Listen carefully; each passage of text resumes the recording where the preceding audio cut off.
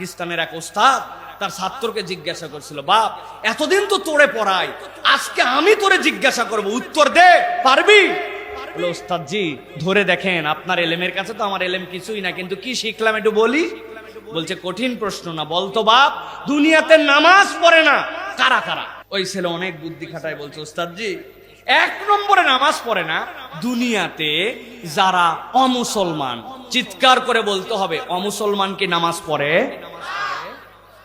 হিন্দু ভাইরা নামাজ পড়ে, খ্রিস্টানরা নামাজ পড়ে, তাহলে কে 1 নম্বরে নামাজ পড়ে না? অমুসলমান। বলছে, বাহ দারুণ বলছিস তো, এবার 2 নম্বরটা বল।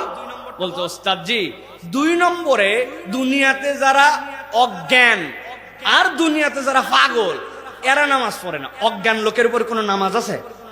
এর হুঁশই নাই, এর ব্রেনই ঠিক নেই, এর নামাজ কি? যদিও কিছু পাগল উল্টা পাল্টা পড়ে, কিন্তু এটা নামাজ হয় না। তার মানে অজ্ঞান আর বেহুশ আর পাগল এ নামাজ পড়ে। বলছে, দারুণ উত্তর দিছিস। তার 3 নম্বর কে রে?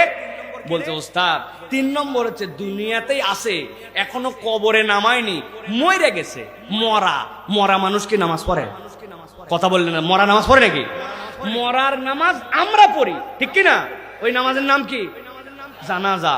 তাহলে ওস্তাদ বলছে, সাংঘাতিক উত্তর দিছিস তো বাপ।